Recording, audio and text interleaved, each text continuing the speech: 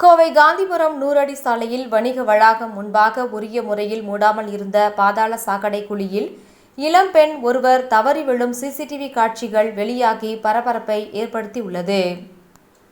கோவை மாநகரின் முக்கிய சாலைகளில் ஒன்று காந்திபுரம் 100 அடி சாலை. இந்த சாலையின் இரு புறங்களிலும் வணிக நிறுவனங்கள் உள்ள நிலையில் அதற்கு முன்பாகவே இரு புறங்களிலும் பாதாள சாக்கடையானது அமைக்கப்பட்டுள்ளது.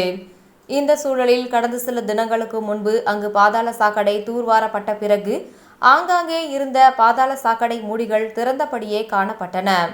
இதுகுறித்து பொதுமக்களும் வணிக நிறுவன உரிமையாளர்களும் பல முறை மாநகராட்சி அதிகாரிகளுக்கு தகவல் அளித்துள்ளனர். ஆனால் அந்த தகவலின் பேரில் எவ்வித நடவடிக்கையும் மேற்கொள்ளாமல் அதிகாரிகள் அஜாக்கிரதையாக இருந்துள்ளனர்.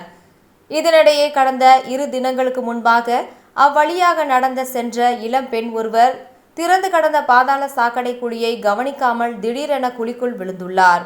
இதனால் கால் எலும்பில் பலத்த காயமடைந்த அப்பெண்ணை அருகில் இருந்தவர்கள் மீட்டு உடனடியாக சிகிச்சைக்காக மருத்துவமனைக்கு அனுப்பி வைத்தனர். தற்போது அப்பெண் சாக்கடை குழிக்குள் விழும் சிசிடிவி காட்சி வெளியாகி பரபரப்பை ஏற்படுத்தியுள்ளது. மாநகராட்சி அதிகாரிகள் மற்றும் ஊழியர்கள் தொடர் அலட்சிய போக்கு காரணமாக மாநகரின் பல்வேறு பகுதிகளில் இதுபோன்ற சாக்கடை குழிகள் மூடப்படாமலும் சரிவர சுகாதார பணிகள் மேற்கொள்ளப்படாமல் இருப்பதால் பொதுமக்கள் கடுமையாக பாதிக்கப்பட்டுள்ளதாகவும் குற்றச்சாட்டு எழுந்துள்ளது.